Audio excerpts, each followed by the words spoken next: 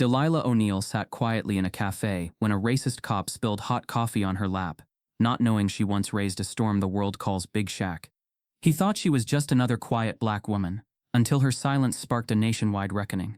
Now, the town that buried its past is being unearthed one secret at a time. Behind every whisper lies a truth too powerful to ignore. And this time, justice won't knock, it'll walk right in. One act of hate, one mother's silence, one son's return. Before we deep dive into this interesting story, subscribe to our channel and tell us where are you watching from. Share in the comments below. It was always the quiet ones they overlooked, until the world stopped looking away. The town of Carver's Hollow had a way of dressing up its sins. Along Main Street, boutiques with clever names sold overpriced candles and reclaimed wood art. The air smelled of roasted beans and entitlement, polished sidewalks tracing past newly muraled walls that pretended history had always been kind. There was charm here, sure, curated charm. But to those who remembered, to those like Delilah D. O'Neill, the paint was too fresh to be honest. It was nearly noon when she entered Willow's Brew, a cozy coffee shop wrapped in rustic wood and forced friendliness. Outside, golden sunlight spilled across sidewalk seating. Inside, Edison bulbs hung like slow-moving fireflies above curated playlists and mismatched chairs. Dee chose the seat by the window as she always did, away from the register, facing the street. She came for the warmth, not the coffee. The ritual grounded her. She'd been coming here since long before the new owners added gluten-free scones and harvest-themed pillows. Her frame was thin but upright, her clothes neat, pressed with quiet pride. She didn't bring books or headphones. She brought presence. The kind of presence that filled the room gently, asking for nothing, taking nothing, and still felt somehow too much for some. The first hour passed unnoticed. Dee sipped her black coffee in steady intervals, watching the wind chase leaves across the sidewalk. Her eyes were slow rivers, always observing, rarely revealing. She had lived through marches and mobs, watched laws change and hearts resist. This moment, this quiet peace, was hard-earned. But peace in Carver's Hollow had a habit of being conditional. The bell above the cafe door chimed. In walked Officer Travis Kincaid, uniform pressed, shades still on despite the fluorescent lighting. He was a man who measured his worth in posture, wide stance, clipped steps. Around town he was seen as firm but fair, which in Carver's Hollow often meant aggressive but white.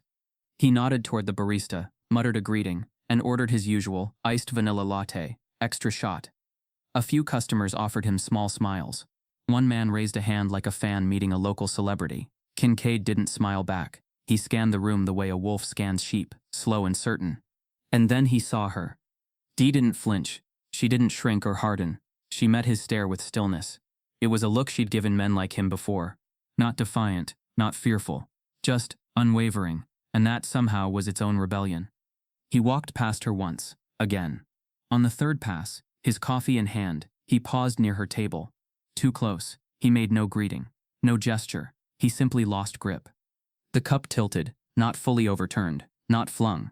Just enough of a tilt for the lid to slip and scalding coffee to pour down onto Dee's lap and coat. A sharp hiss escaped her lips, more from shock than pain. Her hands jerked upward, instinctively trying to shield herself. Coffee soaked through fabric, staining beige wool into burnt umber. Her legs trembled. A nearby couple gasped, hands flying to mouths. The barista stood frozen. A teenager at the corner table whispered, "Did he just?" Kincaid stepped back, expression unreadable. "My bad," he muttered flatly, brushing invisible lint off his uniform. Slippery lid. He didn't wait for a response. He didn't offer napkins. He didn't check if she was burned. He simply walked to the exit and pushed open the door, leaving behind the trail of authority he always carried with him, the kind that dared anyone to speak against it. Dee didn't stand. She didn't yell. She didn't cry. She sat there, coffee soaking into her thighs, steam rising from her coat. Her fingers gripped the edge of the table, knuckles pale, yet she held her chin high. No one approached her. Not one person. Not even the manager. Minutes passed like molasses. A couple left silently. The teenager lowered his phone, uncertain. Even the barista Jordan busied herself with the espresso machine, as if noise could drown shame. Dee finally stood. She folded a napkin, dabbed gently at her coat, and walked to the counter. She didn't ask for a refund.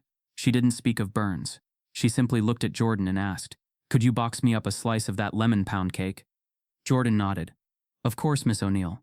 Her voice trembled. Dee's tone was calm, almost motherly. "Thank you, baby." She paid in cash, left the change, walked out with poise. On the street, sunlight met her like a balm. She paused for one breath, just one, then turned right, disappearing down the sidewalk, coffee stains trailing behind her like a second shadow. At home, the coat went into the sink, cold water, baking soda, a practiced motion. Then she sat at the kitchen table, pulled open the bottom drawer of an old cabinet, and took out a small photo album. Inside, her son, tall and young, grinning wide, a giant in shoulder pads, then a suit, then beside the president, Big Shaq, her shack. She ran a finger along the photo's edge. She didn't cry. Instead, she said quietly to the empty room, "Some men think they're fire, but baby, I raised a storm." She placed the album on the table and made tea. No sugar. Outside, the world turned on, none the wiser. But inside, something shifted. A silence sharpened. Something long asleep had stirred. And this time, it would not be quiet. Beneath whitewashed walls and coffee shop smiles, the past still whispered hate. Carver's Hollow liked to call itself reimagined. It was a word on brochures, pinned to social media bios, painted on signs outside antique shops that weren't really antique. Everything about the town had been polished, sanded down from its rougher edges, curated like a storefront window that never needed cleaning. To the outsider, it looked like progress.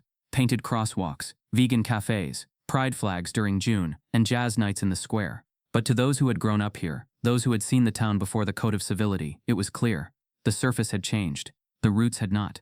The same courthouse stood at the center of Main Street, its columns now wrapped with ivy and historical plaques, though none of them mentioned the years when black families weren't allowed past its steps without permission. The old movie theater had become a local brewery, and across the street stood what used to be the town's whites-only diner, now rebranded as the Maple Leaf, serving truffle fries and fusion tapas. The kitchen staff remained mostly black and brown, just as they had been when the uniforms came with aprons and silence. Carver's Hollow didn't erase its history, it simply reframed it. A mural stretched across the side of the old post office, painted in warm pastels. It showed civil rights leaders marching beside school children holding hands, but not a single real face from Carver's Hollow made it into that painting. Not Dee O'Neill, not her late husband, not even old Pastor Whitmore, who'd been arrested 3 times during the sit-ins. The mural wasn't history, it was decoration. Dee remembered that corner well. In her mind, it still reeked of tear gas and sweat. The pavement stained with chalk and spit. She had stood there in the summer of 1964, no older than 20, her arms locked with others as they faced off with snarling dogs and men with water hoses. She hadn't flinched then, and she didn't flinch now, but the memory settled in her spine like a knot that never fully unraveled. The town, she often thought, was like an old house built on bad soil. You could replace the furniture, repaint the walls, and hang pictures of hope, but beneath the floorboards, the rot still spread. Down on Jefferson Avenue, there stood the Carver Museum of Progress, a sleek building with glass windows and digital exhibits. Tourists came here to learn about how far the town had come. Dee visited once. It was all timelines and curated narratives. They'd listed integration as a policy change, not a battleground. They mentioned unrest in the late 60s but never called it what it was, state-sanctioned fear. Her name wasn't in any of the files. Neither was the night her neighbor was dragged from his porch, nor the Sunday they found burnt crosses laid across the church's front steps. The newer residents, mostly young, mostly white, filled the town now with bike shares and compost bins. They smiled at her on the sidewalk. They complimented her hats. Some called her Miss D, assuming familiarity without knowing anything real. But they didn't know what it meant to grow up in a town where your skin was both a target and a witness. They didn't know the feeling of being invisible and hyper-visible at the same time. She knew their kindness was real, but shallow, like surface-level applause at a show they didn't stay long enough to understand. Still, Dee didn't hate the changes. She just didn't trust them. The same town that now sold hand-poured soy candles had once poured ice water on her feet at lunch counters. The same street that held food trucks and street music festivals had once held the sound of batons cracking ribs. Memory lived in the cracks of the sidewalks, in the church steps still stained with age, in the basement of her home where her father once hid civil rights pamphlets behind loose bricks. She had walked every inch of Carver's Hollow, and every inch held ghosts. Some days the past arrived quietly, like the low hum of an old song, a whiff of cologne in the church pews, the way the breeze moved through the trees near the high school, where protesters had once been pelted with eggs and silence. Other days it hit her like a freight train. A glance from a uniform, a dismissive shrug, a forced apology. She'd spent decades holding her tongue. The women of her generation learned early that dignity wasn't loud. It was steady. It was knowing when to speak and when to let the silence carry more weight than words ever could. Yet despite everything, Carver's Hollow had a rhythm. Sundays still rang with gospel. The barbershop still served as its unofficial counsel. Kids still ran barefoot through sprinklers in the summer, unaware of the soil beneath them. And Dee, for all her knowing, still bought coffee from the same place because routine gave her power and presence gave her peace. But power in this town had never shifted. It had just learned to smile. Officer Travis Kincaid had grown up here too, son of Bert Kincaid, a man who once stood at the edge of a school integration protest holding a Keep Carver Clean sign. No one remembered that now. No one brought it up when Travis was promoted. Dee remembered. She remembered him as a boy with hard eyes, already mimicking his father's posture, already taught the difference between control and justice. He walked now as if the streets owed him silence, and too often they gave it. What happened at the cafe wasn't new. It was just the first time it brewed in the open, under sunlight, under witnesses with cameras they didn't dare raise. The real shock wasn't the act. It was the fact that Dee didn't leave quietly afterward, that she didn't shrink or disappear. The town had always counted on its targets to retreat. Now that rhythm was beginning to break. Rumors began floating through the community, not about what happened in Willow's Brew, but about who it happened to. Young baristas whispered behind the register. A teacher at the elementary school pulled out her phone and looked up Delilah O'Neill. A grocery store clerk texted his friend, "Is she related to Shaq?" The past was catching up, not as revenge, but as reckoning. Dee sat on her front porch that evening, coat freshly scrubbed and drying on the line. A mockingbird sang from a nearby branch, and the scent of magnolia drifted across the yard. She closed her eyes, letting the evening sun warm her cheeks. Her hands were folded in her lap, but her shoulders were squared, not from tension but memory. Inside her home, in a box beneath her bed, were old letters and newspaper clippings, faded marches, photos of bus boycotts, handwritten speeches, and one envelope never opened, postmarked from Los Angeles. Shaquille had written her during his first championship run. She never opened it, not because she wasn't proud, but because she already knew what it said. He didn't need to tell her who she had made him into. She had always known. Carver's Hollow believed it had outgrown its past, but people like Dee knew better. The past wasn't gone. It was waiting beneath the bricks, behind the murals, in the shadows of reform. And now it was stepping into daylight. Not with fire, but with eyes wide open. He was the size of a mountain, but it was his heart that shook the earth. Dee walked home with slow purpose, her stride as steady as the wind brushing through the oaks lining Jefferson Avenue. She didn't limp or drag her feet, though the heat from the coffee had left a dull sting across her thighs. Her wool coat, now clean but still holding the faint memory of that moment, hung folded over her arm. She passed familiar houses, some with wide porches, others with American flags hung too perfectly to feel welcoming. She didn't glance left or right, but the neighborhood watched her anyway, through parted blinds, hushed whispers, and eyes that always wanted her to forgive before they apologized. Her house stood quietly beneath a sycamore tree, its bark old and gnarled like the fingers of time itself. The porch was painted sky blue, chipped in corners, but swept every morning. The door, a muted burgundy, creaked the same way it had for 30 years. Inside, the air smelled of lemon polish and old paper, the scent of memories preserved. She walked through the narrow hallway, her fingers grazing the wall as if retracing years. On the side table sat a bowl of keys, a doily, and one photograph. It was black and white, framed in oak. The boy in the picture towered over her, his smile wide and playful, his hand resting on her shoulder with a tenderness that softened his massive frame. Shaquille. The world called him Big Shaq, a legend, an MVP, a businessman, an entertainer, a symbol of triumph. But to Dee, he was still the boy who slept with a nightlight until he was 12, who couldn't pronounce spaghetti until 4th grade, who cried when his pet turtle died and buried it in a shoebox behind the house. She picked up the photo and held it for a long time, her fingers tracing the frame's edge like it might speak. The silence in the room didn't feel empty, it felt sacred. Everything in this house, the worn sofa, the record player, the stack of unopened letters, carried his presence, even though he hadn't lived here in decades. The son she never talked about wasn't a secret. It was protection. People in Carver's Hollow knew she had a son. Some had even guessed who he was, years ago, when TV specials showed glimpses of her in the audience. But Dee never confirmed it, never boasted, not because she wasn't proud, but because she knew what pride in the wrong town could cost you. Shaquille had grown in shadows of fear and hope. As a child, he was enormous, taller than most adults by the time he hit 13. But he had a softness, a slowness in his voice, and a heart too open for a world that didn't understand boys like him. Dee had raised him with discipline and dreams. grounding him in bedtime prayers and harsh truths.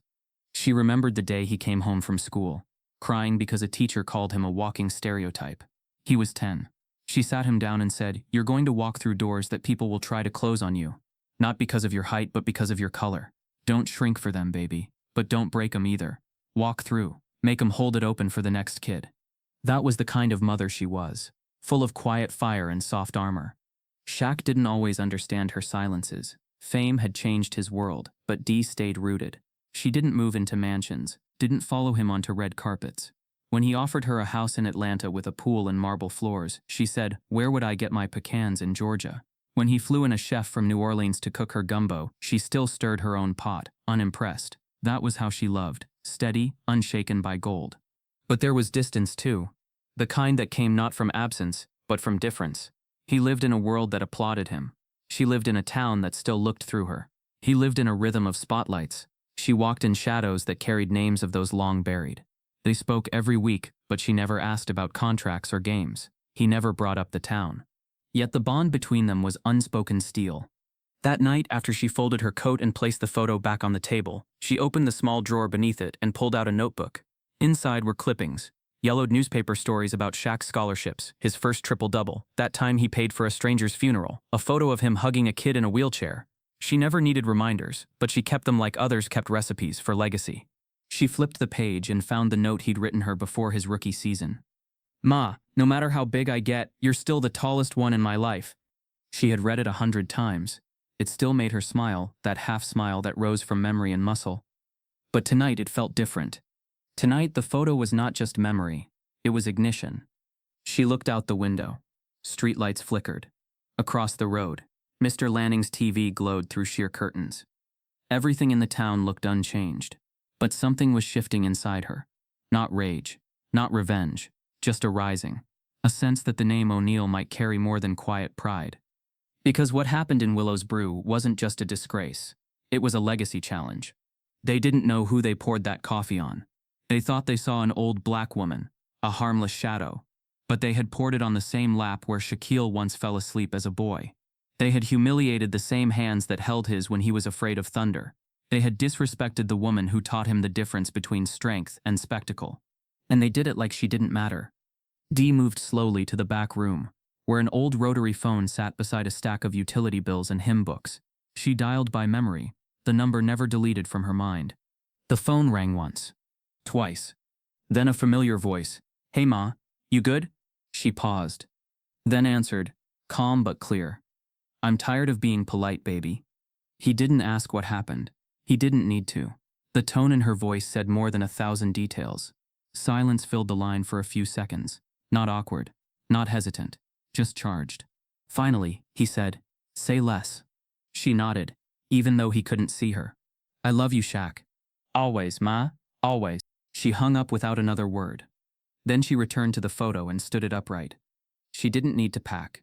She didn't need to explain. What needed to be in motion had already moved. The town might not know it yet, but something massive had been stirred. And when Big Shaq moved, the world didn't just watch, it listened. When giants move, the earth doesn't tremble, it listens. The first ring caught Shaquille in between reps. He stood in his home gym, the kind of space that looked more like a training facility than a personal workout room. Rows of weights, mirrors stretching wall to wall, digital timers and mounted TVs playing ESPN on mute. His sweat dripped slow off his temple, soaking into a towel looped over his shoulder. The phone buzzed again. He didn't recognize the number, but something about the area code paused him. Carver's Hollow. He let the weight bench settle back with a clunk, wiped his hands, and tapped the green button. "Hello." There was a pause, then a voice, low, warm, and laced with something old and solid. "Hey, baby." He didn't say anything right away, just leaned against the bench, eyes narrowing. "Ma?" Her tone wasn't tired, but it was settled, like the calm after a tide had pulled all the noise away. "I'm tired of being polite," she said simply. No context, no detail, but he felt the earth under that sentence shift. Shaq knew his mother's tones the way he knew his own body. Every inflection, every pause. She didn't waste words, and when she chose silence, it wasn't out of defeat. It was usually a decision. Now that silence had broken. Ma, what happened? "Does it matter?" she said softly. You just needed to know I'm done letting people walk around pretending they're better than who they really are. He stood still, breathing slowly, his hand tightening around the phone. You good? He asked. I'm alive, she replied. The silence that followed wasn't awkward. It was transmission. Between them, full sentences could live in one word. He had grown up reading her silences like scripture. This one told him what he needed. Say less, he muttered, voice low. Love you, Shaq. He didn't hesitate. Always. The line clicked dead. He stood in the middle of the room, not blinking. His reflection in the mirror didn't look like a businessman, or an icon, or a celebrity. It looked like a son who had just felt the shift of something deep. He turned, reached for the tablet mounted by the doorway, and tapped through to a secure contact list labeled Core Circle. Only 5 names lived there, each one with a role in his life that the world didn't see. He hit the first one, Malik Dorsey, ex-public defender turned private investigator. Yeah? Malik's voice came through sharp, tired. I need everything on Carver's Hollow PD. Officer Travis Kincaid. The last 2 weeks. Damn, what we walking into? Shaq didn't answer. He didn't need to. The second call went to Raymond Bo Trent, his longtime bodyguard and security strategist, retired Navy with a photographic memory and no taste for drama. Bo, it's time. Book the jet. There was no question. Where to? You already know. Bo sighed lightly. All right then. Shaq wasn't pacing. He wasn't angry in the cinematic way people expected. He moved like a glacier, slow, heavy, impossible to stop. Inside, though, his chest buzzed with electricity. Not rage, focus. Something had reached into his world, not for him, but for the woman who taught him how to carry weight without breaking. By nightfall, his bags were packed. 2 duffels, no suits, no chains, just dark jeans, hoodies, a pair of clean Jordans, and his mother's strength folded into every stitch. He stepped outside into the dark, where a matte black SUV waited, Bo behind the wheel. The airport was private, silent, efficient. On board, he declined champagne and reclined in the leather seat, staring out at the stars above Nevada. He remembered something strange, his 3rd-grade science project, a clay volcano he and his mother built together in the kitchen. He couldn't get it to erupt on the day of the fair, she whispered. Sometimes the volcano waits for the right crowd. He didn't win, but the next week, at home, the thing exploded on its own, covered the counter in baking soda lava. She just laughed and said, guess it knew when to speak. He thought of that now, that her silence had always been volcanic, and this week something had finally shifted inside her. As the jet crossed over Texas, Shaq opened his phone and began scrolling. No media had caught anything, no blog posts, no tweets, but he trusted the smell of a storm before the clouds. He tapped open a secure folder, pulled up past documents on Carver's Hollow. He had funded scholarships there, anonymously, paid for the renovation of a local youth center, under a false donor name. He had tried to heal from a distance, but distance had expired. By the time they landed, dawn was cracking across the sky. Shaq stepped out into humid air that clung to the skin like an old grudge. Bo handed him a cap and sunglasses. They slid through the side streets of the town, quiet and gray, too early for the public to notice. Take me to the house, Shaq said. Bo nodded. When they pulled into Jefferson Avenue, he spotted the sycamore before the porch. Same tree, same swing, same wind. It hit him in the chest like a slow punch. The way home smells exactly the same, even when you've changed. He didn't knock. The door opened before he reached it. Dee stood there in a cardigan, holding a teacup, her expression unreadable. He stepped forward, hugged her. Not tight. Not showy? Just long. She let it last until it softened something between them. Inside, they didn't talk much. She poured him tea. He sat on the couch, a place that made him feel 12 again, feet still somehow dangling even at his height.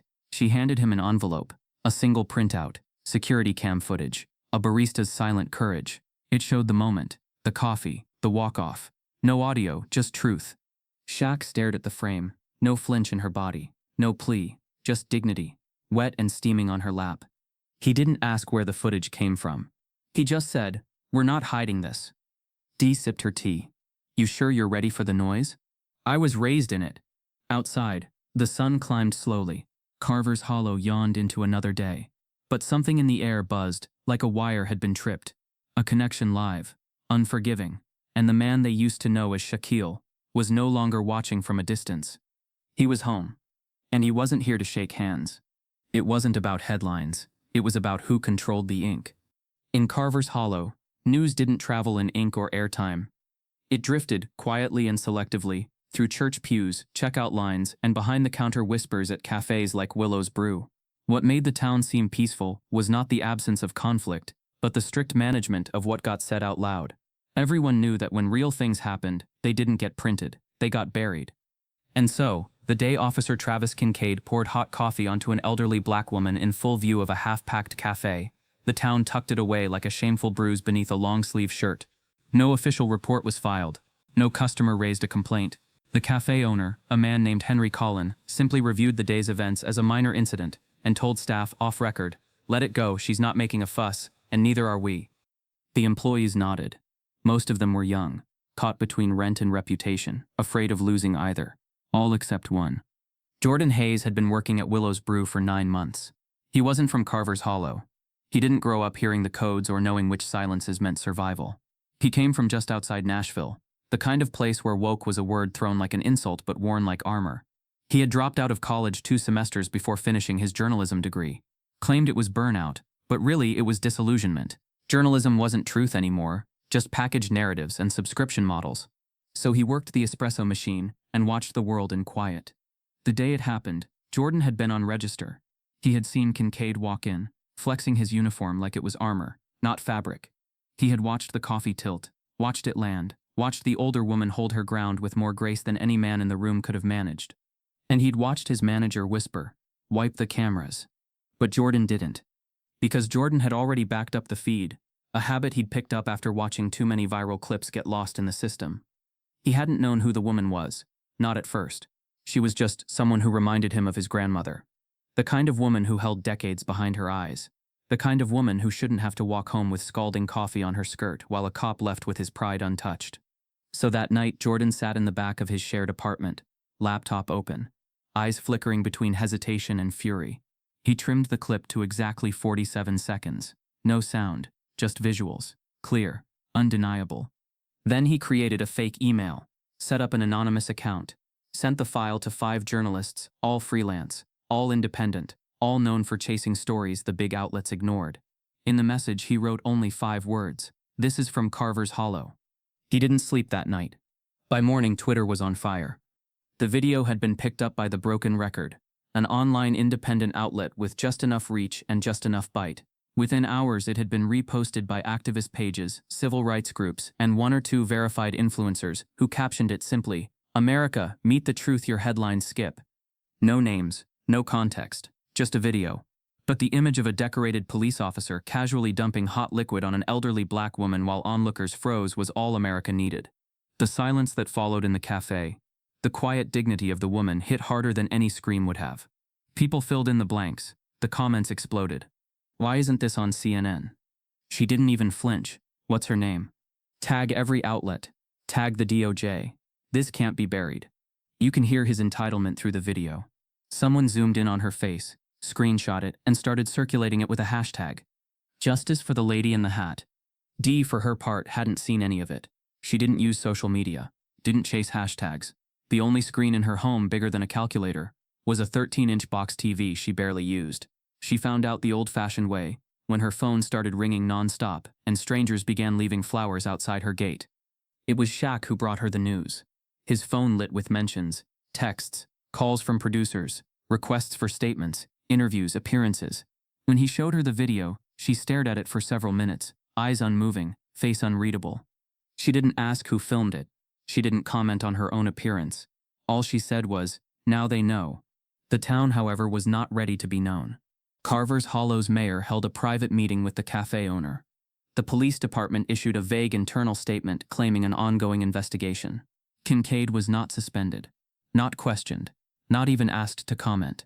The cafe posted an Instagram story with muted colors that read, "We value all our customers. We are committed to equality." But damage control came too late, because now the story had left the county lines, and it wasn't about an old woman in a cup of coffee anymore. It was about who they assumed she was, or rather, who they didn't. When a local blogger connected her name to Shaquille O'Neal, the internet lost its mind. The posts multiplied. "Wait, she's Big Shaq's mom? That cop poured coffee on Shaq's mom and walked away? If you don't understand generational disrespect, watch this." The backlash wasn't just moral, it became personal. The country had loved Shaq for decades, for being funny, for being kind, for always choosing community over controversy. But now they saw where that came from, and they were furious. Celebrities reposted it. News outlets finally scrambled to cover it. Suddenly the story was real, not because the town said it was, but because a screen had said it was. Shaq refused all interviews, declined all press calls. He didn't want to speak with microphones. He wanted to speak with action. He released a single tweet. "My mother's silence is more powerful than your lies. Stay tuned." Meanwhile, Jordan Hayes watched the chaos unfold from his basement apartment, heart pounding like a drumline. He hadn't told anyone, didn't plan to. But when he saw that video clip hit 1 million views, and then 10, something strange happened. He wept. Not from guilt, but from release. Because for the first time in his 26 years, he'd done something that mattered. But Carver's Hollow didn't appreciate leaks. Within 48 hours, Jordan was let go. The cafe claimed it was due to a staffing restructure, but he knew better. They didn't say the word. They didn't have to. Just handed him a final check and told him good luck out there. He packed his things, left his apartment, and drove out of town that same night. The road stretched ahead like a ribbon, and in the rearview mirror, Carver's Hollow shrank smaller and smaller. Not just the place, but the lie. And somewhere inside a quiet home, under the branches of a sycamore, Dee O'Neill sat in her chair, sipping tea, eyes on the porch. The world had seen, but the truth wasn't finished. Not by a long shot. Before monsters wear badges, they wear masks. The first time Travis Kincaid learned how silence could be power, he was 9 years old and sitting in the backseat of his father's rusted-out Ford, watching two black teenagers get frisked against a brick wall behind Lenny's pawn and gun. His father, Bert Kincaid, a retired sheriff's deputy, leaned out the window with a smirk and said, "Boys don't know their place these days." Travis didn't speak. He didn't understand the full meaning, not then, but something settled in him, a signal. This is how men keep order. Growing up in Carver's Hollow, Travis was the kind of boy who learned early to speak only when winning. In classrooms, he was quiet but sharp, always watching, always calculating. His teachers described him as polite, well-behaved, respectful. What they didn't mention was how often he watched kids get cornered, not physically, but with words, looks, corrections, and how often he didn't intervene. He learned that decency was a costume, and silence was its most effective thread. By high school, Travis had mastered the art of selective presence. He wasn't the loud jock or the bully in plain sight. He was the one who stood nearby, arms folded, absorbing everything while saying nothing. When a black student named Devin Lee was suspended after a confrontation in the locker room, most assumed Devin had started it. Travis was there. He saw it all. But he didn't say a word. Not to teachers, not to Devin, not even to his friends. That decision earned him his first lesson in consequence-free complicity. No one questioned him. No one expected him to intervene. The absence of accountability became his privilege. When he graduated, Carver's Hollow was already carving out his path. He didn't need to apply to college. His father had connections. The local force needed new blood.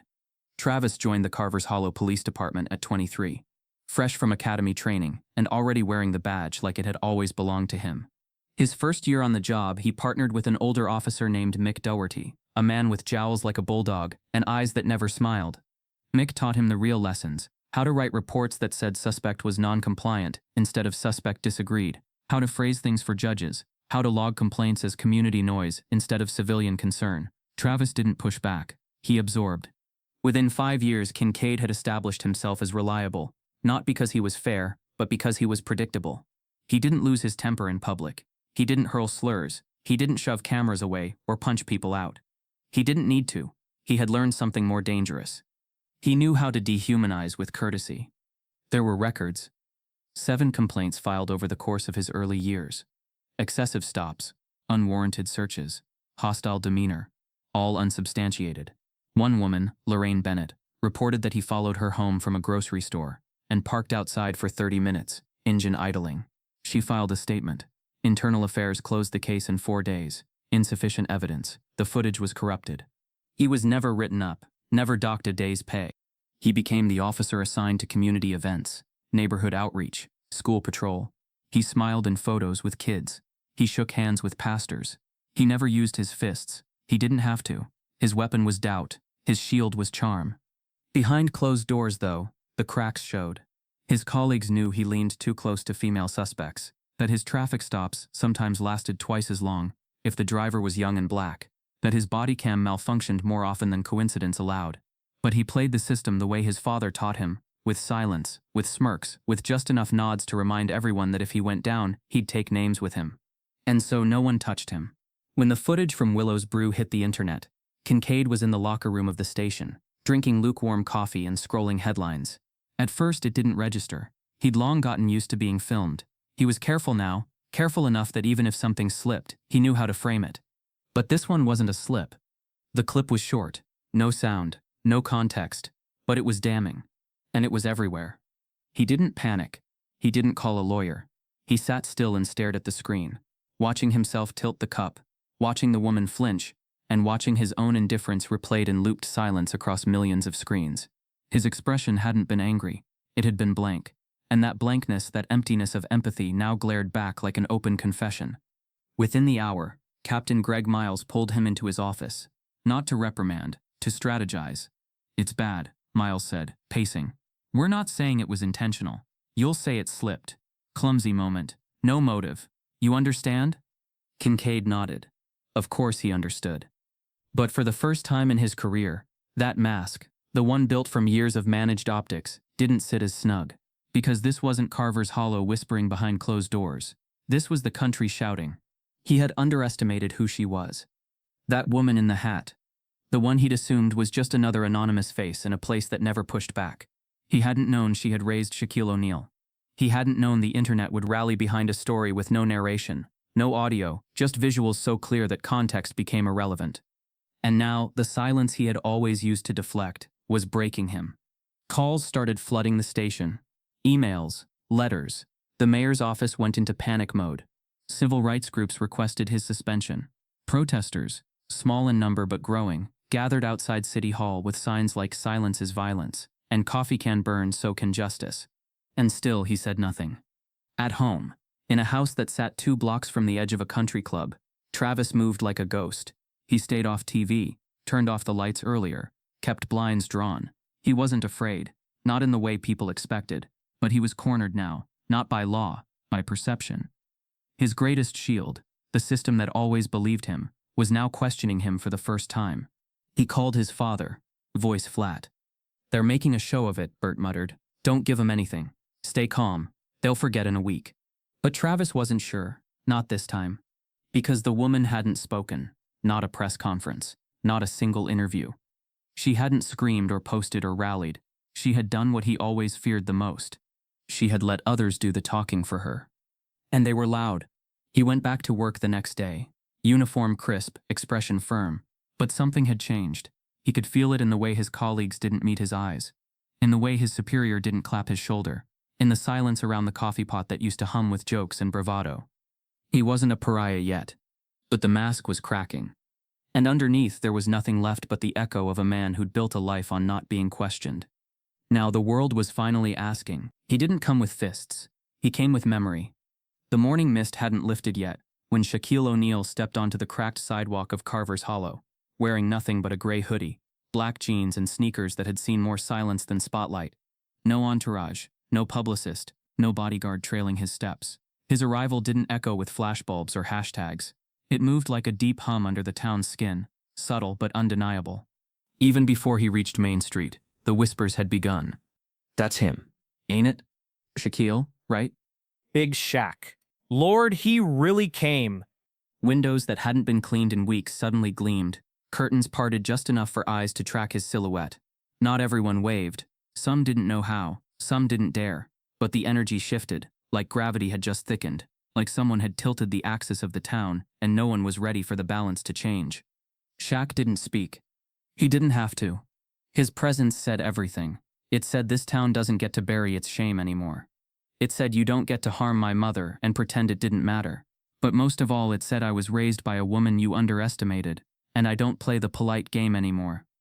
He walked past the elementary school he used to avoid, because the principal never looked him in the eye. Past the courthouse where his uncle was denied bail over a traffic fine. Past the boarded-up gas station where, as a teen, he'd been told to wait outside while his mother bought groceries, even though she had the money and he was the one holding the list. Every building had a memory. Every sidewalk held residue. and yet none of it stopped him. He made his way to Willow's Brew, the same cafe where it had happened, where that officer Travis Kincaid had decided to baptize his entitlement in hot coffee and silence, where nobody stood up, where a room full of witnesses became accessories to humiliation. The bell over the cafe door jingled softly as Shaq entered. There was no music playing. The barista behind the counter, a teenage girl with nervous eyes and trembling hands, dropped the lid she'd been pressing onto a cup. A man at the window table dropped his phone. The only other customer, a middle-aged woman with a magazine in her lap, quickly closed it, her spine stiffening. They had all seen the video. Shaq walked to the counter, didn't speak, just looked up at the board, pretending to read the menu, like he didn't already know they served overpriced lattes and bitterness steeped in denial. The girl at the register looked like she wanted to disappear.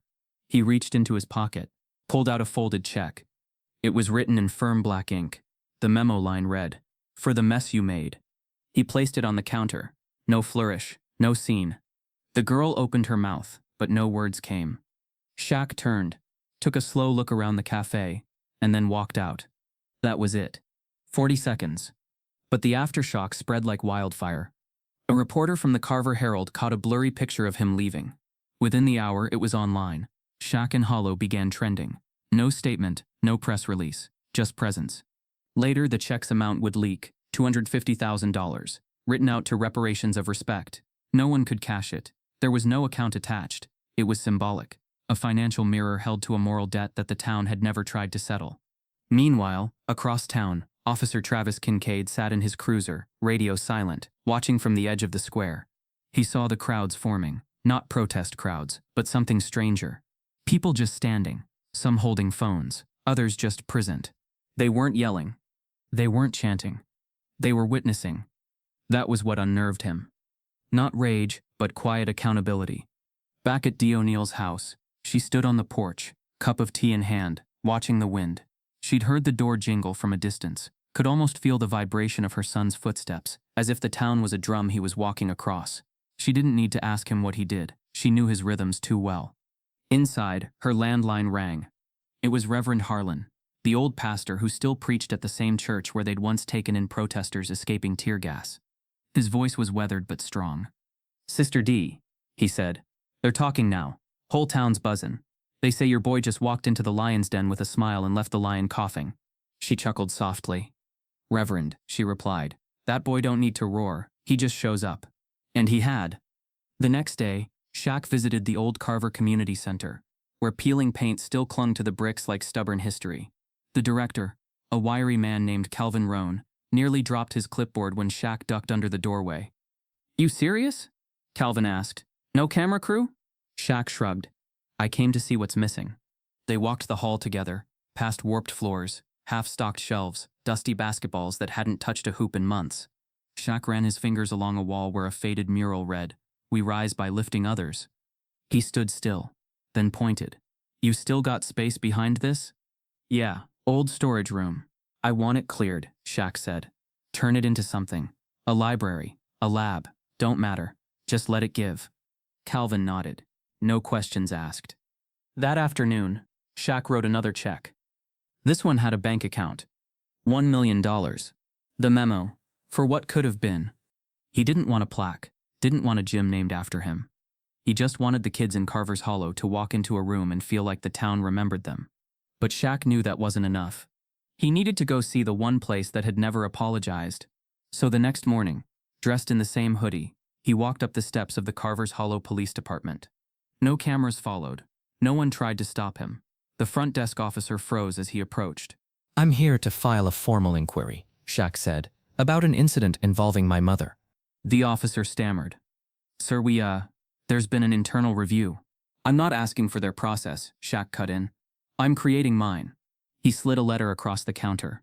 Inside, a signed affidavit from Dee O'Neill, outlining the event in detail. No exaggeration, just truth. Also included, witness statements, time-stamped footage, and the name of the barista who leaked the video. Shaq leaned in. "I want you to know," he said calmly. "This isn't about one officer. It's about what you all let grow under your watch." Then he turned and left. No further conversation.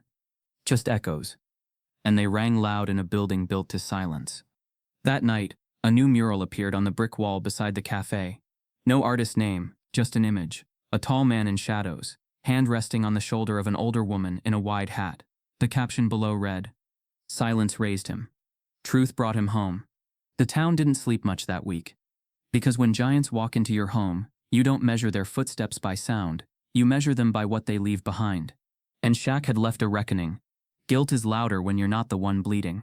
Carver's Hollow began its apology tour in the only way it knew how. Quiet, performative, and late. After the video had gone viral. After Big Shaq walked into the cafe. After he left his wordless message and his $1 million check. The town's white residents started to stir. Not with change, but with carefully curated sorrow. It started with candles. Soft, battery-operated ones lined the steps of City Hall, set up by a local youth art collective funded by the mayor's office. They flickered under printed signs that read "Unity through Grace" and "Hollow stands with D." Someone tied ribbons to the trees downtown, lavender and white. Nobody knew what they stood for, but they looked beautiful on Instagram. By Sunday, a makeshift vigil had been organized in front of Willow's Brew. The cafe stayed closed that day, its windows still covered with apology notes and sticky posters. A table was set up with flowers, paper hearts, a guest book. The owner's niece, who had never spoken to Dee, wrote a poem and read it aloud to a small crowd. She wore her silence like a crown. They poured their shame, but she stayed sound. "We see you now. We stand with you." The audience clapped softly, then posted selfies. Shaq didn't attend, neither did Dee. The town called them ungrateful. It was subtle at first, a shift in tone, not language. Whispered comments during PTA meetings, passive lines in Facebook posts, looks exchanged in church parking lots. "We're trying to help and they don't even show up."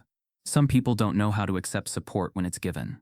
But guilt, when it isn't examined, curdles.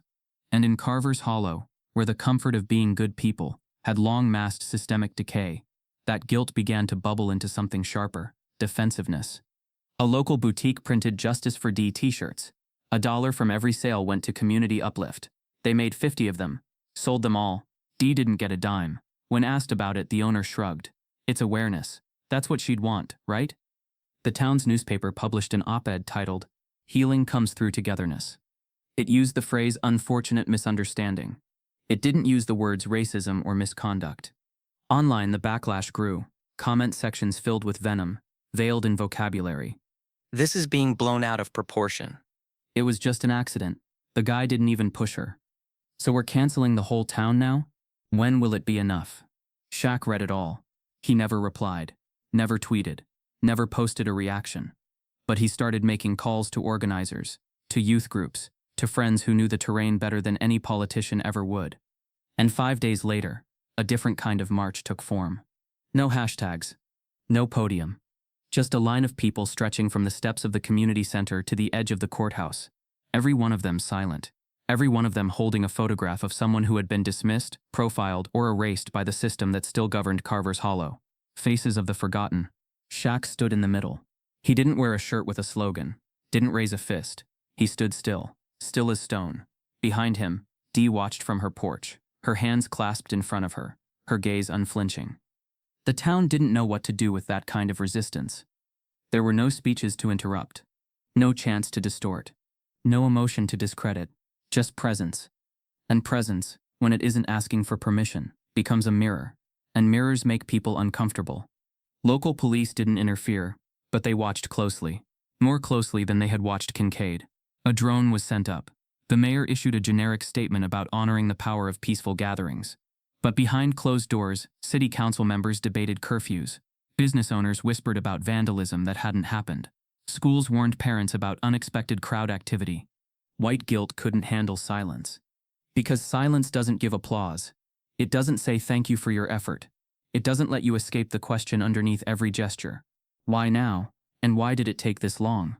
Some residents began calling the protest divisive, said it was reopening wounds, said the town had moved on. A well-known real estate agent tweeted, "We were healing until the outsiders stirred things up." Shaq saw it, took a screenshot, sent it to his lawyer. The woman had listed his mother's home 3 years ago. She hadn't known who it belonged to then. But he remembered her voice saying, "This area is about to change for the better." He remembered everything. By the end of the week, someone had painted over the mural outside the cafe. Black spray paint over the faces, a red X through the caption, No cameras had caught it. No one claimed it. But it was there. And the town stayed silent. No press statement. No neighborhood cleanup crew. No candlelight this time. Just a fresh coat of cowardice over a truth they were too fragile to face. But presence stayed. Every evening at 6 p.m., people returned to the courthouse steps. No signs, no chants, just people, students, retired workers, teachers. One woman came with her infant, held in a chest sling. Another man came in a wheelchair, oxygen tank beside him. And every evening someone left a single chair empty. That chair faced Willow's brew. On the 10th day of silent gathering, Dee walked down to that chair, placed a folded cloth napkin on it, and sat. She said nothing. She didn't need to. People around her held their breaths. The silence got deeper. Deeper than guilt. Deeper than performance. It became accountability. And in the quiet white guilt began to realize it couldn't lead this movement. It couldn't be comforted. It could only choose one of two things: confront itself or step aside. Some truths are written in blood and folded in prayer. The house was still. Outside, the wind murmured against the sycamore leaves like a hush meant for memories. Dee sat alone in her back room, a modest space lined with books, faded photos, and one heavy cedar trunk that hadn't been opened in nearly 25 years. The hinges groaned in protest as she lifted the lid, her fingers brushing against old church fans, a yellowing voter registration badge, a rusted button from the Montgomery boycott. Underneath it all, wrapped in a cotton handkerchief, was a single envelope, creases sharp, edges curled from time. Her name wasn't on it. Neither was Shaq's. But she knew what it was.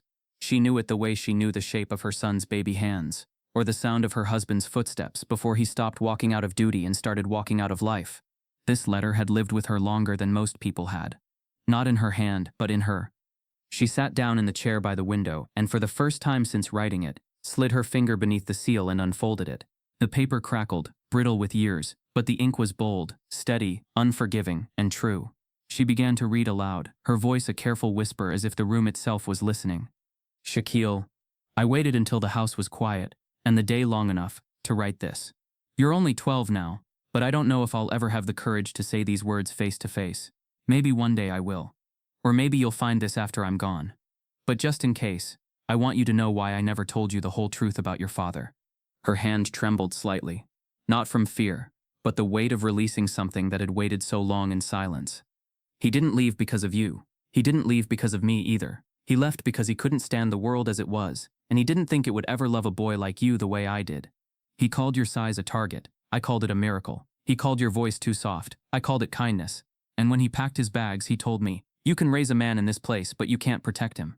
He wasn't wrong, but I stayed, because leaving teaches you to run. Staying teaches you to build.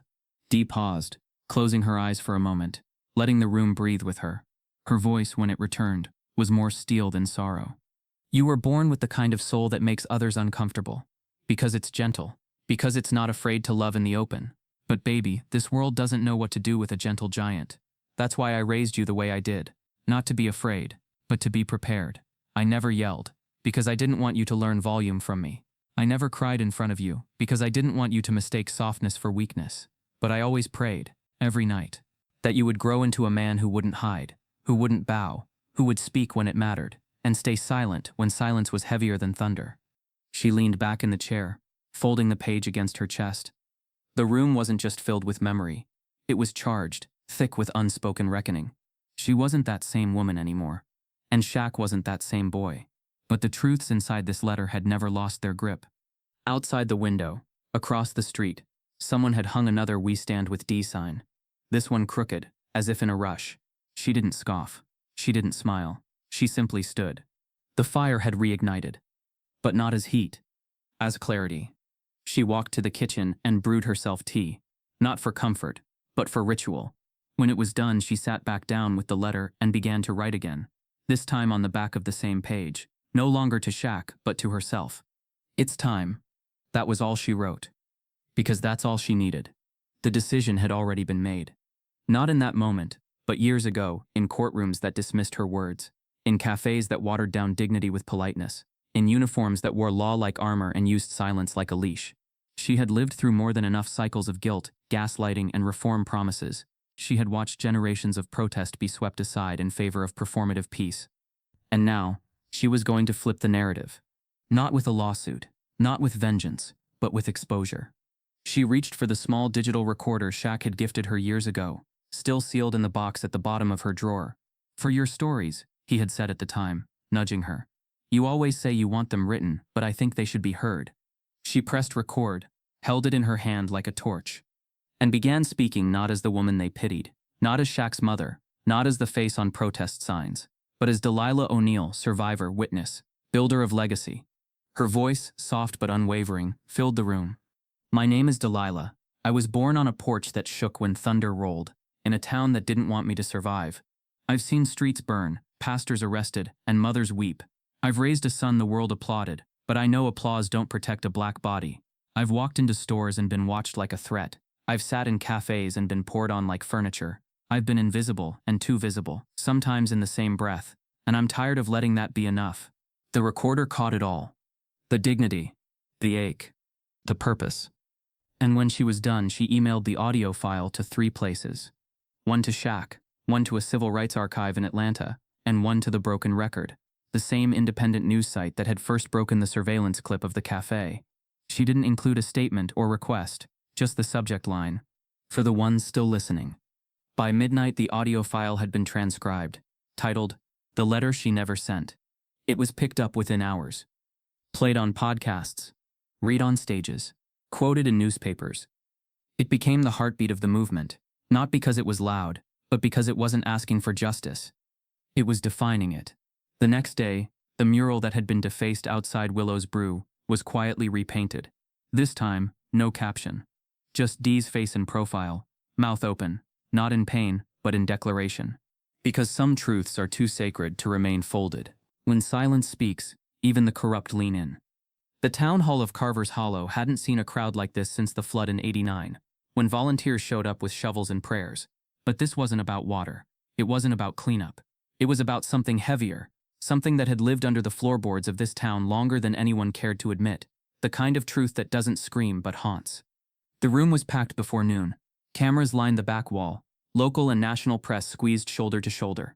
Community members, protesters, church elders, students, cafe workers, and police officers. Everyone was present. And still, somehow, it was quiet. Because they all knew who was about to speak. Delilah D. O'Neill sat alone in the front row until her name was called.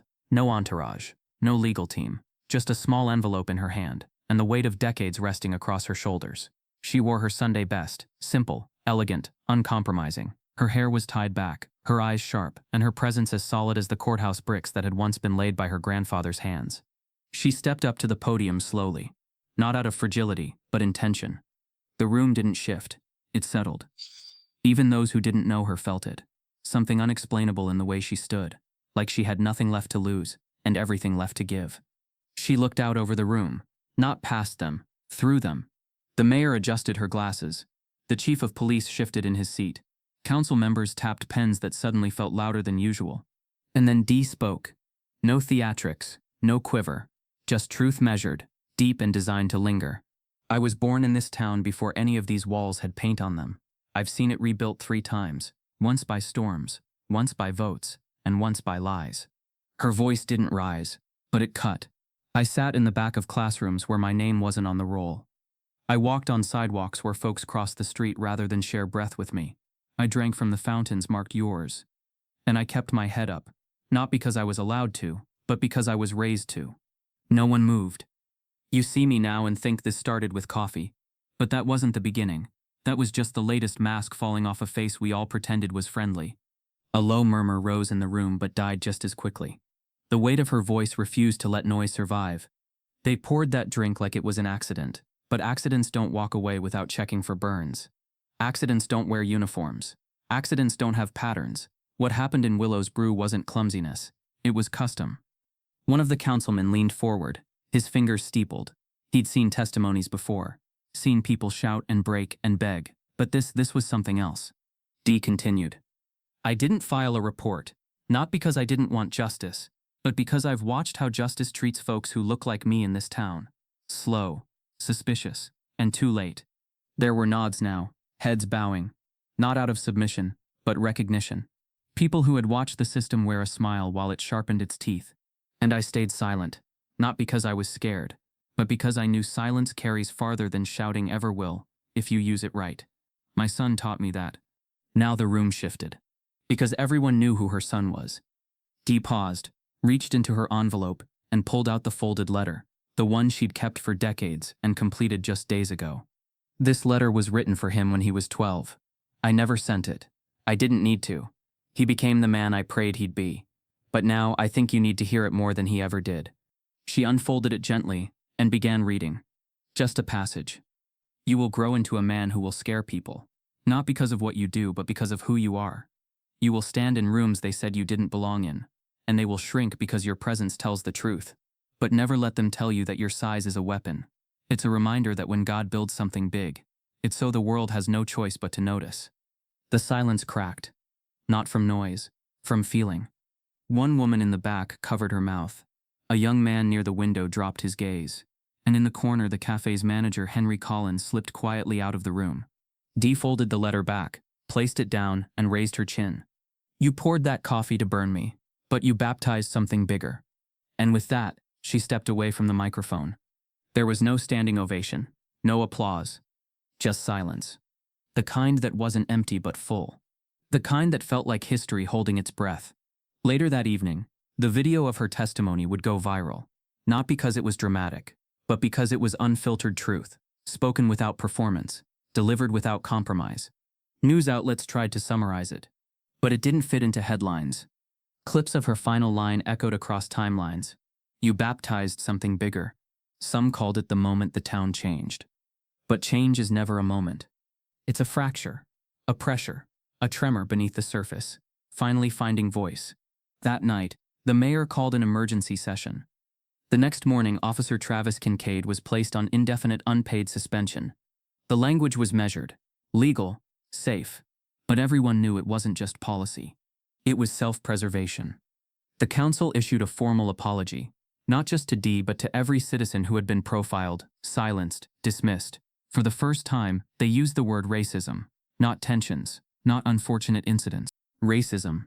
And in Carver's Hollow, that word had once been treated like a ghost. Only whispered, never acknowledged. Now it lived in ink, in policy, in memory. Dee didn't return to Willow's Brew. She didn't have to. The cafe eventually closed. Not because of protests, but because shame lingers in the walls when it's never cleaned properly. As for Shaq, he stayed a few more days, walking the streets without cameras, visiting places without posting. He met with kids at the community center, laughed with old coaches, left quietly, just as he came.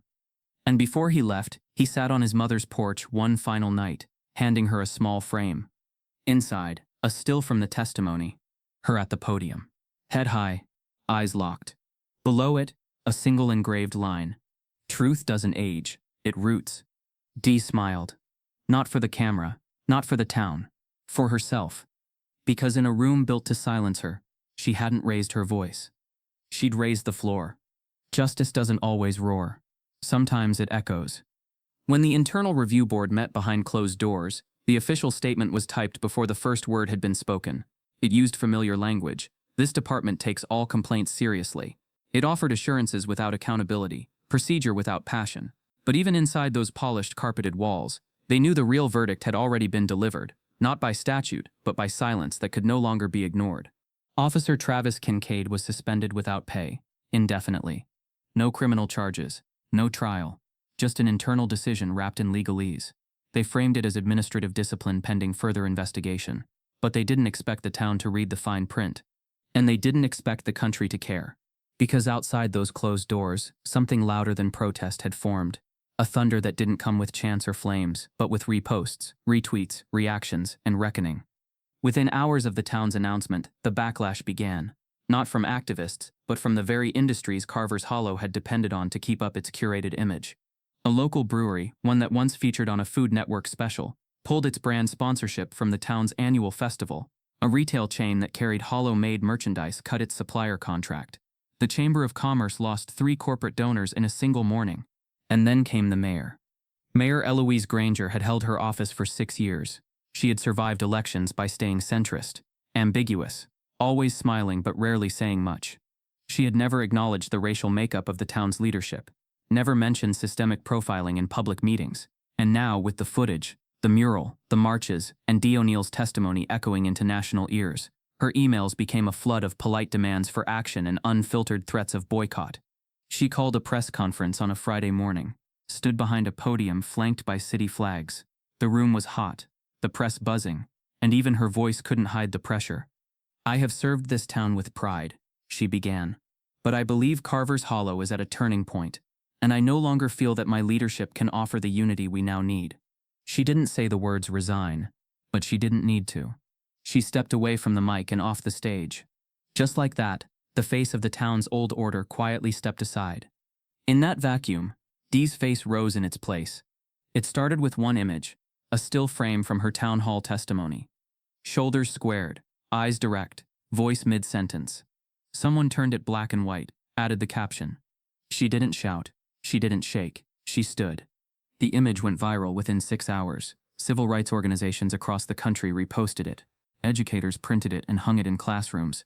Activists projected it onto buildings during city protests from Chicago to Baltimore. Dee O'Neill had become a symbol, but not of victimhood, of endurance, of clarity, of quiet revolution. And amid it all, Shaquille O'Neal made his first and only public statement since his return to Carver's Hollow. He posted one photo to Instagram, a candid of his mother walking down the front steps of Town Hall after her testimony. Purse in hand, chin lifted, no crowd around her, no security detail, just the stillness of a moment that would live longer than any headline. The caption, matriarch. That single word reverberated like a sermon. Over the next 48 hours, the post surpassed 5 million likes, the comments section filled with messages from young athletes calling her an icon, to women sharing stories of their own mother's resilience, to elders saying, "We remember women like her. We buried too many." Reporters scrambled to interview her. Offers rolled in for speaking engagements, books, network exclusives. She declined every single one. When asked by a journalist outside her home if she planned to go on TV, Dee simply said, "TV didn't raise my boy, I did." And that was that. But inside the walls of Carver's Hollow, the thunder was only beginning. The town's Board of Education launched an emergency initiative to review curriculum, pledging to include local civil rights history in the next year's textbooks for the first time, naming real names. Pastor Whitmore, Lorraine Bennett, the sit-in students of 63, and now, Delilah O'Neal. The Carver Police Department issued a revised community statement, announcing a third-party audit of past complaints, an equity training program, and a citizen advisory board. The words still felt corporate, rehearsed, but they were no longer voluntary. They were response. And behind those institutional walls, people began whispering a different kind of question.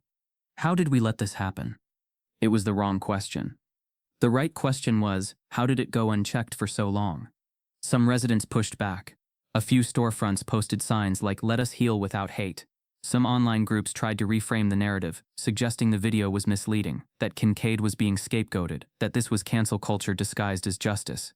But their voices, once protected by passivity, now sounded hollow. Because the town had heard something deeper. Not just from Dee, from itself, from its past, from its silence, which was no longer safe. In the weeks that followed, other stories emerged. A high school coach confessed to sidelining a player based on attitude, when the real reason was discomfort. A woman recalled being denied a home loan without explanation. A teacher apologized for using those kids to refer to black students. None of it was explosive, but it was honest. And honesty, when it's been buried long enough, arrives like thunder, even when it's whispered. On a quiet Sunday morning, a new plaque was installed at the base of the town's oldest tree, the sycamore across from Dee's house. No ribbon-cutting ceremony, no media invitation, just a simple bronze rectangle that read, "In honor of those who spoke with presence, not permission. In memory of what silence once cost us. And in celebration of what one voice changed." The community center received its first shipment of new books and equipment that same week. A recording studio was being installed in one of the old storage rooms. Shaq's idea, for kids who didn't want to write essays but had something to say. The room would be called the sound booth, not for music, for testimony. As for Travis Kincaid, he remained suspended. He gave no interviews, moved out of town quietly. Last anyone heard, he'd applied for a job 3 counties over. But when the sheriff's office received his name, they quietly filed his application under review and never called back. He had built a life on not being seen doing harm. Now he was seen for what he'd done. That was the real verdict. Not in ink, but in absence. And in the echo that followed, Because justice hadn't screamed. It hadn't slammed fists or burned buildings. It had walked into a cafe, sat at a chair, stood at a podium, recorded a voice, and let thunder do what thunder does best. Announced that the storm has already passed, and nothing will be the same. You can pave over the past, but you can't kill what refuses to die. It had been 3 months since the town hall testimony, 2 since the mayor stepped down, and barely 6 weeks since the image of Delilah O'Neill, standing at that wooden podium, had quietly rooted itself into the national consciousness. Yet in Carver's Hollow, the change was not sweeping. It wasn't dramatic. It didn't repaint every wall, or rewrite every mind. It grew the way real change always does, inch by inch, beneath the surface first, in silence. The mural had been restored, not by the same artist, but by a group of local students who asked for no money and used borrowed ladders and paint cans donated by a retired contractor who had never spoken to Dee in his life. No one held a ribbon-cutting ceremony. They simply finished it on a Tuesday and left. The image now showed not only Dee and Shaq but others, faces that had long gone unseen. A janitor, a librarian, the late Lorraine Bennett. The roots of the town's true story, no longer buried beneath names carved into politics and plaques. And across town, where an abandoned municipal building once sat with windows cracked and pigeons nesting inside, something new had opened. The O'Neill Center for Community Growth. No press conference. No big reveal. Just a sign placed above the door in clean brass lettering, and a flyer slipped quietly into every mailbox. Tutoring, literacy classes, youth mentorship, free workshops, open to all. Inside, the rooms had been painted light, airy colors. The hallway smelled faintly of new carpet and hope. A tiny library had been carved from an old storage room. One classroom had walls lined with corkboards that would soon hold student art and handwritten dreams. The back hall, once a janitor's closet, now held a sleek audio booth, equipped with recording gear. A placard on the wall simply read, "The sound booth. Tell your story. We'll listen." The town didn't ask who paid for it, at least not out loud. But they knew. Shaquille O'Neal never put his name on a wall. He didn't show up with a check, or give a speech. He didn't mention the building in interviews. But the whispers moved through the streets like wind through long grass. One man said he saw Shaq walking the property weeks before renovation began. A volunteer swore he spotted him lifting drywall on a Saturday morning with no cameras in sight. Whether true or not, the truth was already known. And Shaq never corrected the rumors, because some gifts don't need names to be real. Dee, for her part, didn't walk through the center on opening day. She'd already done her part. She stayed home that afternoon, sitting on her porch with her tea and her stillness, watching the sun slide low over the edge of the houses, catching the top of the tree she'd planted weeks earlier, right in her backyard, near the old fence where the soil was dense and hard from years of neglect. The tree wasn't much yet. Thin trunk, sparse leaves, the kind of thing you'd mistake for decoration if you didn't know the woman who put it in the ground. She watered it every morning, not with a hose, but with a rusted tin can filled from the kitchen sink. Not because it was easier, because it was intimate, intentional. And every time she bent down to pour, she said the same thing: "Grow like you belong here." Because it did. And so did she. One morning, a neighbor, a woman Dee had known only in passing, crossed the street carrying a pie. She didn't say much, just handed it over and said, "It's apple, not store-bought," then turned and left. A week later, a boy on a bicycle dropped a handwritten card in Dee's mailbox. He didn't sign his name. The note simply read, "My grandma said you were brave. I want to be like that." The ripples kept moving, quiet but insistent. The police department held its first public forum. Attendance was low, but for once it wasn't performative. They listened, took notes, said I don't know when they didn't. It wasn't a fix, but it was a start. The school board approved new curriculum units focused on local civil rights history, citing the importance of community voice and generational resilience. The word racism appeared in print, not as accusation, but context. Some parents resisted, some teachers bristled, but the policy held. Carver's Hollow didn't transform overnight. It didn't become a haven of justice or an Instagram-ready symbol of progress, but it breathed differently. The tension that had once hung in the air like smog became something else. Not peace, not yet, but presence. The kind of presence that refuses to go quiet again.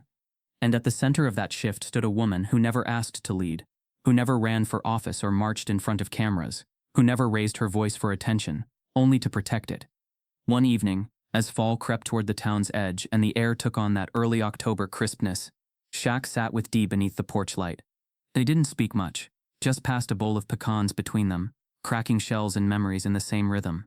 After a while, Shaq pointed toward the tree, now a few inches taller than it had been weeks before. You think it'll take? He asked. Dee leaned forward slightly, squinting through the dusk. If the roots go deep, she said, it won't matter what's above it. It'll grow anyway. Shaq nodded slowly. Then added, just like you. She didn't smile. She didn't need to. Because they both knew she wasn't the tree. She was the soil. The thing everything else was growing from. And long after headlines faded, after the hashtag stopped trending, after town hall seats returned to empty, and murals grew old with weather, something would remain. Not loud, not proud, but stubborn. Like a tree that refused to die. If this story stirred something in you, don't scroll past it, sit with it. Ask who goes unheard in your town, your schools, your streets.